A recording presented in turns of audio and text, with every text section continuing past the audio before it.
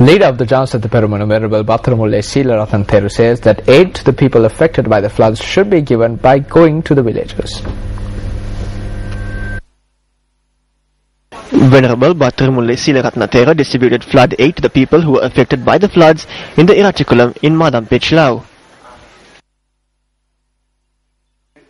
මේ ජනතාව ගැන හිතන්න සමහර ඇමතිවරුන්ට තාමත් බැරි වෙලා තිබෙනවා. Some of the ministers have not even thought about these people. Go in search of the villagers and look at the grief of the people. Inquire from the district secretary about the areas that need help. This is a time you should be more close to the people rather than wearing a fake smile during election periods. කටයුතු කරන්නේ අහන්න අහලා ඒ වගේ අසරණ ජනතාවට පිහිට වෙන්න. Parliamentarian Arjun Ranatunga questions why the ministers who speak about imperialist forces do not reveal the names of those countries. The MP expressed his view at an event held in Meegoda this morning. The event was held to distribute books to the children in the Udagewatta area in Meegoda and to recruit new members for the Anoma Fonseca Foundation. There are many things that are said through the media to frighten us. There are a group of ministers and parliamentarians. There is one thing they always say, that imperialist forces have come into the country and trying to destroy us. If there is such a thing, is any minister saying where these imperialist forces are coming from? The ministers who say these are obtaining visas to go to other countries on vacation. But when they come here, they say something else.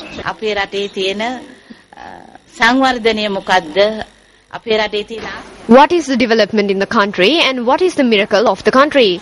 I think that there is a group that is suffering. I think when you visit towns and villages, you will witness hell on earth. What should we do to people in those situations? We are holding elections and speak boldly. I don't see a difference in the inflation level or the development in the country. Let's now take a look at the newspaper cartoon of the day.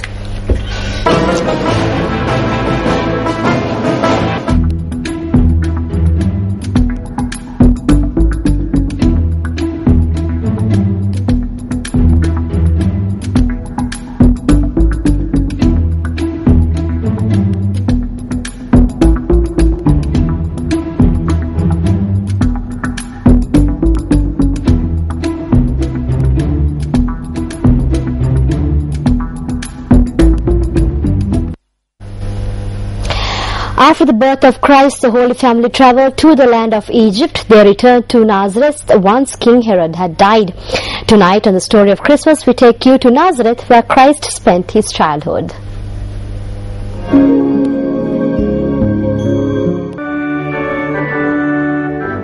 This is the St. Joseph Church in Nazareth. This painting depicts the childhood of Jesus Christ, and many scholars believed that Jesus Christ spent his childhood in this area.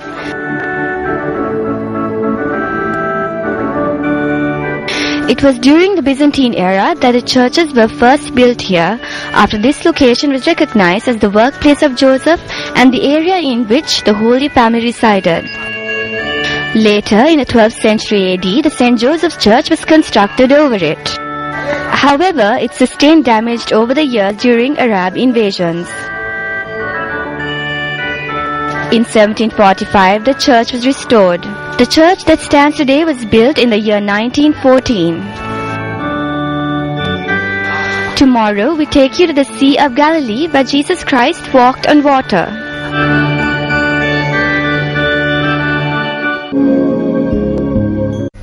On to business news tonight, the trade deficit reported within the first 9 months of this year has increased by 14% in comparison to last year.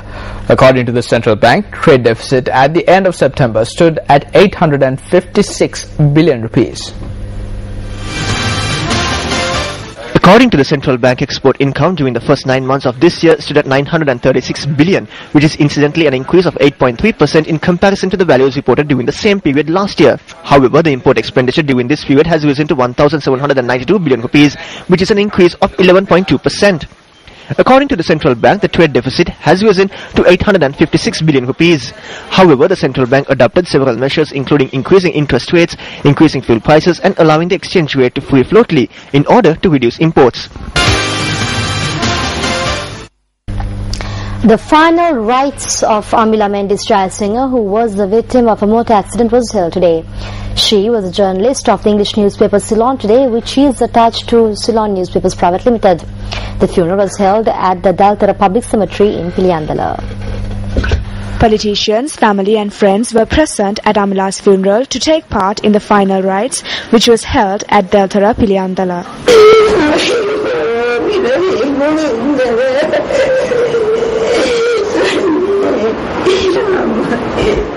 The incident occurred this Monday on her way to work. Amila, who was walking in the pavement, was run over by a speeding truck. She sustained serious injuries from the accident and died upon admission at the National Hospital. Amila, who resided in Down Takshila Place, Kirulapana, began working with Ceylon Today newspaper, which is attached to Ceylon Newspapers Private Limited, June this year. Amila, educated at Colombo International School, was a final year university student at the time of her death.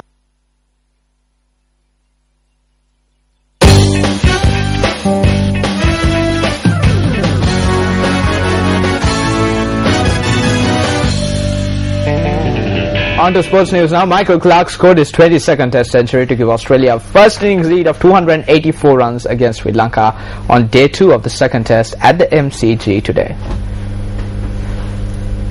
The Sri Lankans who took the first lease of the wicket were bundled up for 156 runs. The Aussies batting in their first innings were 440 runs for the loss of 8 wickets at stumps today. Sri Lankan paceman Chanaka Velagadara injured his hamstring during the 46th over in the chase. Injured Chanaka Velagadara was replaced by Shamin Deranga. Shane Watson reached his 19th Test half century before he was dismissed for 83 runs. Too good there, losing a bowler. Michael Clarke scored 106 runs to become the highest Test run scorer for the year. Clarke scored 1,595 runs to eclipse the record 1,544 runs by former skipper Ricky Ponting in 2005.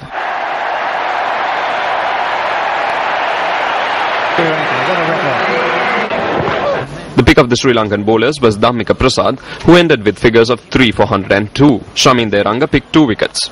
Oh, he's flashing at that. This could be aggressive. Oh, he's edged and caught. Diving right catches now.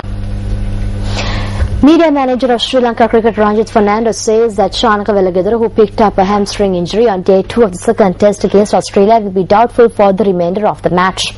Fernando noted that Velagadara has undergone scans to assess the extent of the damage. Ranjit Fernando went on to say that a decision on Velagadara's availability for the remainder of the Test match will be taken based on medical advice. DS Senanayake College emerged winners of the Inter-School 6-a-side Invitational Cricket Tournament organised by the Old Boys of Ashoka College. The 16-team tournament is organised to commemorate the 40th anniversary of the school. The knockout stages of the tournament were held this evening. At the SDS Jayasinghe College beat Zahira College Colombo by 4 wickets in the first quarter-final. Kokuville College Jaffna beat D. Mazanat College Kandana by 4 wickets in the second quarter-final. MTV were the media sponsors of the event. The next one, Pratiban is Supun Madhushankar bowling in the last over. Pratiban hammers it away. Arjun Rantunga Metumatin Tamai me Samania Kolaba DS Senanayake Vidya Lankave Supri Charitya. A Supri Charitya Mevila. Allegation. Irregularities and fraud took place when granting tenders to lay the synthetic track at the Sugatadasa Stadium. The synthetic track declared open ahead of the Asian Junior Athletic Championships. Although the IAAF had given the A-grade certificate for the track, several issues crop up days after opening the track. How was the certification obtained? The synthetic track cannot be accepted till the Engineering Division of the Department of Sports Development approves the quality of the track. Why should we provide an assurance of quality when the IAAF had provided an A-grade certification? It has been 180 days since the synthetic track was declared open. Who should be blamed for the irregularities on the synthetic track? When will the Sugatadasa Sports Complex Authority accept this track? Will the 113 million rupees spent on laying the new synthetic track be wasted?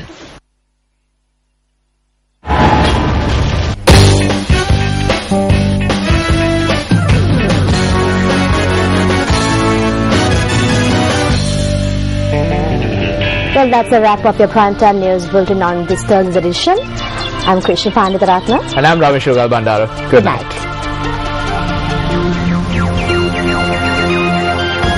Hotline 0114-896-896. www.newsfirst.lk. Feedback at newsfirst.lk.